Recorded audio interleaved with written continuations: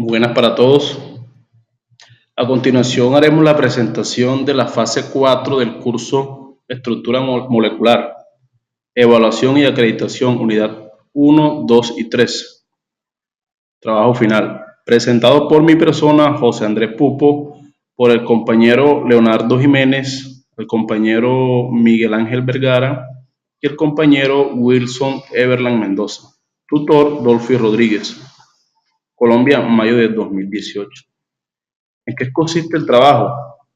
El trabajo consiste en la definición de conceptos tratados durante el curso, los cuales fueron efecto fotoeléctrico, efecto Compton, cuerpo negro, enlace iónico y covalente, polaridad de los enlaces y electronegatividad, formas geométricas, moléculas en las que el átomo central no tiene pares de electrones, moléculas en las que el átomo central tiene uno o más pares de electrones.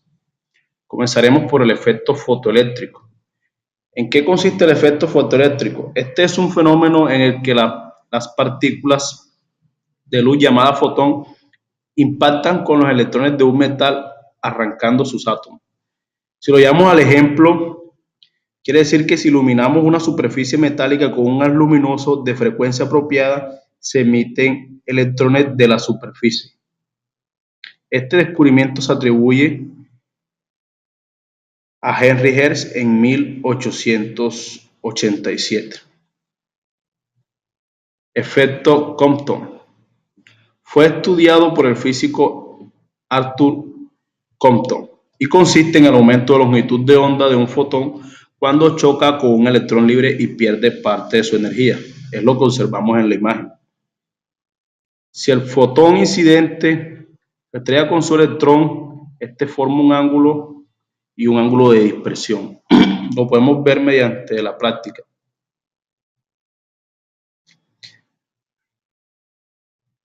Vamos a ver un ejemplo. Vemos que en este no hay incidencia porque el ángulo es cero. La onda se comporta siempre igual. No hay ningún ángulo de incidencia hacia el electrón. Y en este caso el ángulo sería cero. Para casos en el que el ángulo aumenta, la longitud de onda será directamente proporcional al ángulo de dispersión. Esto quiere decir que a mayor pendiente el ángulo de dispersión, mayor la longitud de onda, lo que podemos observar acá. Entonces podemos observar en las dos imágenes que a mayor pendiente de ángulo de dispersión, la longitud de onda es mayor, como se observa aquí. Aquí aumentamos el ángulo, la onda de dispersión es mayor. También podemos decir que a menor ángulo de dispersión de energía del fotón será mayor. Lo que significa que si el ángulo aumenta, el fotón sale con menor velocidad y fuerza. El fotón en esta imagen no lo podemos ver claramente, pero durante la práctica se observa que el fotón sale con mayor velocidad que en este, donde el ángulo es mayor. Además de eso, la radiación incidente no varía, mientras que la radiación difundida varía según el valor del ángulo, lo que podemos observar aquí en la parte inferior.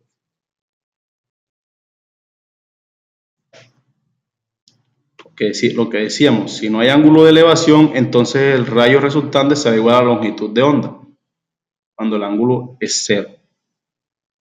Y aquí podemos observar otro ejemplo con un ángulo mayor a 30.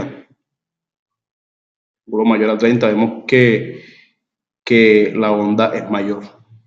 La onda resultante es mayor. Veamos ahora la definición de cuerpo negro.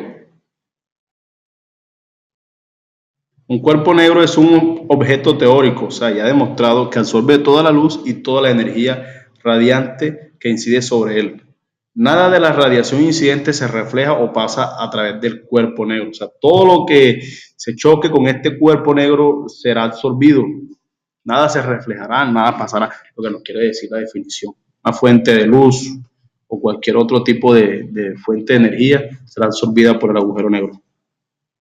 Observémoslo mediante la práctica. Tenemos un simulador en el cual podemos aumentar la temperatura en el cuerpo negro y este nos mostrará una onda, una longitud de onda.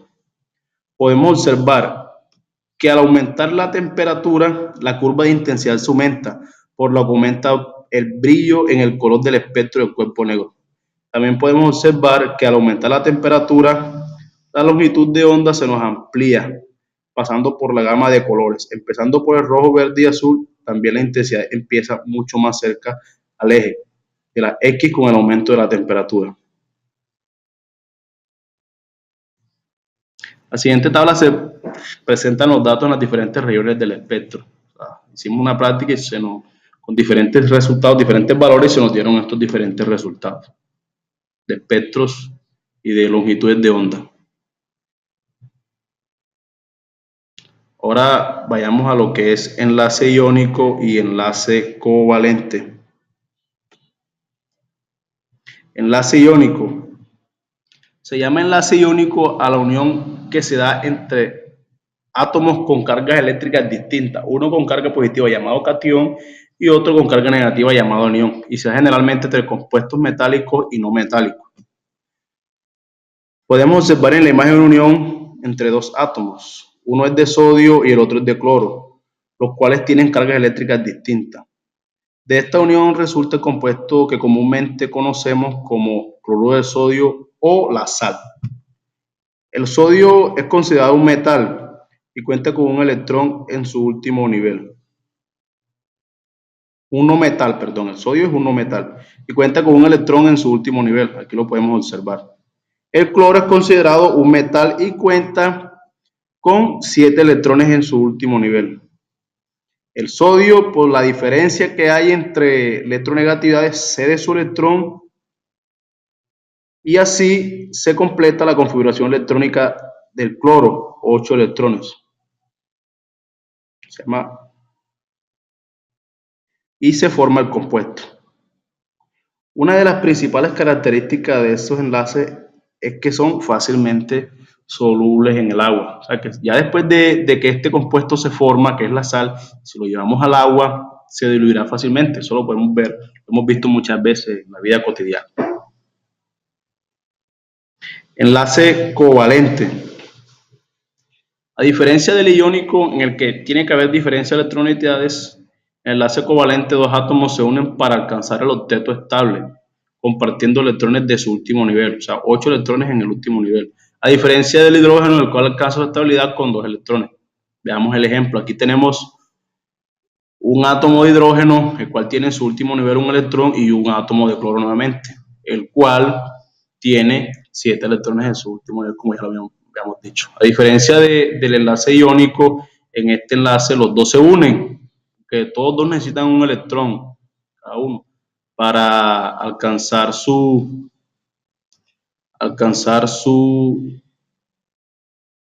configuración ideal. Cabe destacar que en este tipo existen dos tipos de enlaces covalentes, el polar y el apolar. El polar consiste en la formación de un enlace entre átomos de diferentes elementos y la diferencia de electronegatividad debe ser mayor de 0.5. En el enlace apolar se forma entre dos átomos iguales, o sea, pueden ser dos átomos de hidrógeno, dos átomos de oxígeno, y la diferencia de electronegatividad debe ser cero o muy diminuta. En este enlace los electrones son atraídos por ambos núcleos con la misma intensidad, generando moléculas cuya nube electrónica es uniforme.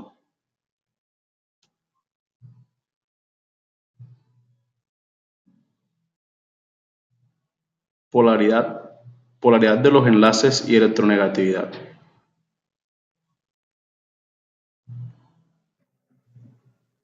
Mi nombre es Leonardo Jiménez, soy estudiante de Ingeniería Electrónica. Voy a hablar sobre la polaridad de los enlaces y la electronegatividad. Para entender por qué se forman los enlaces en una molécula, antes debemos saber que la electronegatividad es la propiedad del átomo para atraer electrones y que solo se presentan cuando se encuentran en un enlace con otro átomo. El científico estadounidense Linus Pauling determinó mediante una escala, la cual tiene como características de las unidades, la electronegatividad de cada elemento, mediante el estudio de la energía de enlace